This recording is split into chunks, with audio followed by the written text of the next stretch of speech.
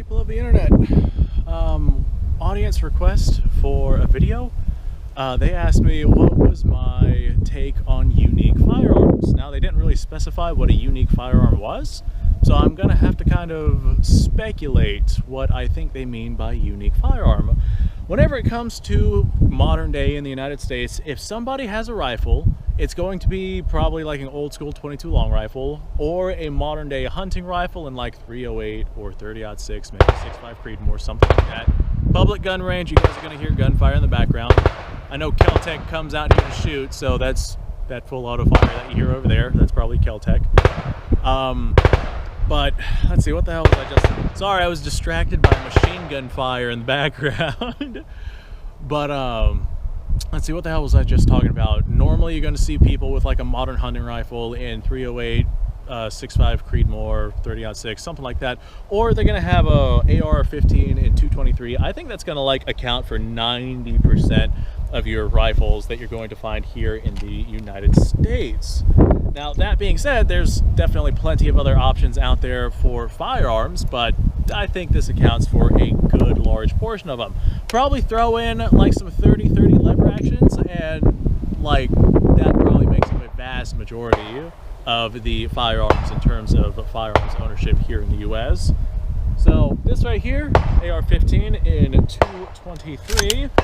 This right here is indicative of what you would mostly see if you were to come across a rifle of this style and nature. I got a steel silhouette down there. I'm using like old corroded ammunition. I have no idea if this first shot's gonna fire. The second two probably should. I've only got 3 shots because that's literally the last of my 5.56 rounds. Let's send a couple of rounds downrange here. Aha, it did fire. Aha, got our target that time, and the target's still standing. Okay, wow, the target is still standing. So a lot of your YouTube videos out there will end up covering rifles that are very common, like AR-15s or 22 long rifles, 30-30s, bolt action rifles that are in some very popular chambering. That is, for the most part, what a lot of people do. That's not what I do on this YouTube channel. If you haven't been around, you should see that I'm doing things that are definitely not normally done on YouTube channels. I'm shooting guns that you don't see shot recreationally very often at all. I thought I had ammo. Let me go grab it. This right here is a 7.7 Jap round. That's not something that you see fired every day, and it's definitely not something that you see plinked with on a normal basis. Well, I enjoy shooting guns like this just because I enjoy the unique nature of unusual firearms.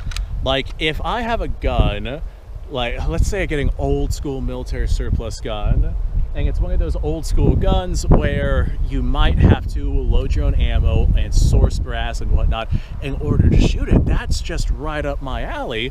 That's what I enjoy, because typically guns like that have a significant history behind them. I mean, yeah, you got your modern hunting rifles and your modern ARs, and they, I guess, have their own history behind them too, but it's not like the significant militaristic history that I really, really enjoy, which is one of the reasons why I lean towards military surplus firearms. And the more rare they are, the more I enjoy them. Like, I got a Steyr, actually I got both a Steyr M95 and a Steyr 8890, both chambered in 8x50, and I like the 8890 just because it's more of a rare find. It's not something that you see every day, especially in that cartridge. And the first thing I did when I got that was I figured out a way to be able to come out here and shoot those rifles in those cartridges. Like, I fired 7.62 by 54 rimmed, and boom, just like that, I had some brass.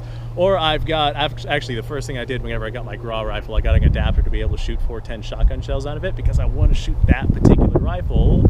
Or my 10.4 Vetterli that I got from RTI, I went out and I sourced brass particularly for that, and I am sourcing bullets and figuring out a good load for those cartridges because that's what I want to come out here and shoot. Whenever I make my videos and whenever I come out here and whenever I shoot my guns, like, a lot of times I'll be invited out here by friends and whatnot, and they'll bring ARs and 9mm, and they'll be like, hey, yeah, let's go have a range day. And I'll be the oddball over here with 7.7 Jap. And in this particular case, 7.5 or 7.65 Argentine from my Argentine Mauser here. It's just not something that you see every day, and that's exactly the way that I like it.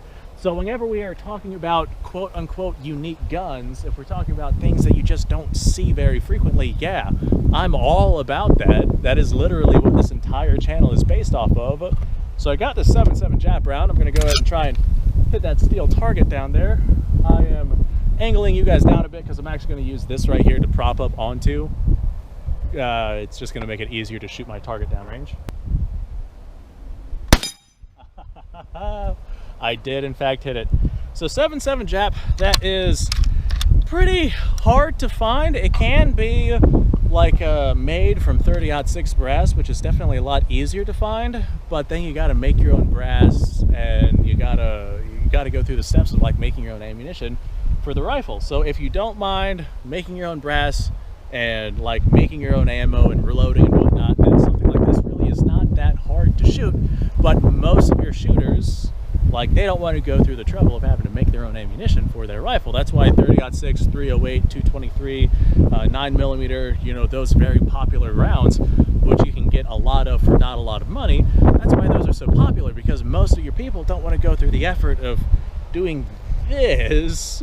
I'm kind of the opposite. Like, if I have to do this to shoot the gun, oh god, I love doing that. I love figuring out all the little nuances with the firearms and what makes them unique.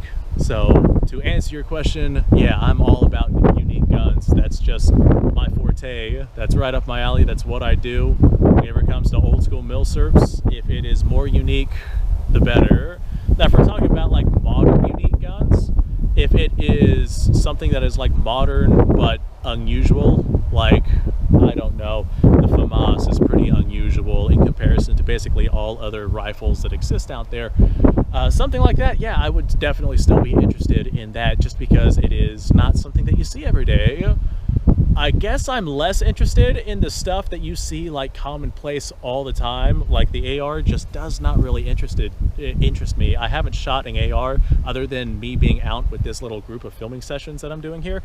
I haven't shot an AR in like literally, I don't know, 6 to 8 months. If we're talking about my ARs, there have been times where I came out here with friends, they brought ARs, I'd shoot their ARs just because they offered it to me. I'm not going to say no if someone offers me like, hey, you want to shoot this gun? Hell yeah, I want to shoot that gun. So yeah, the more unique the gun, the more I like it. Hopefully that answers your question. Thanks for watching, folks. Appreciate your time.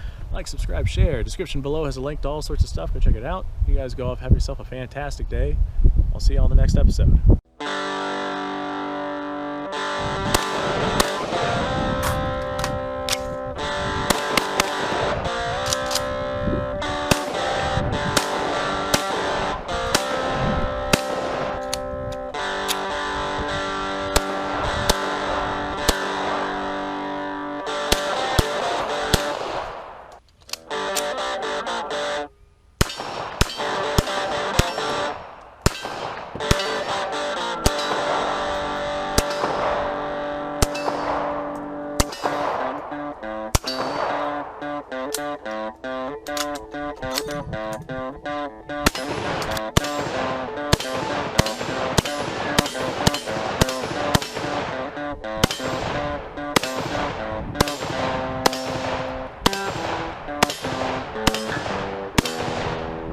Been a little while since I've done this.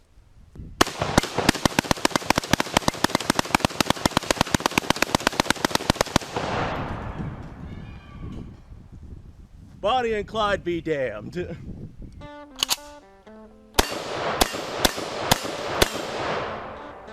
Poor man's Gary.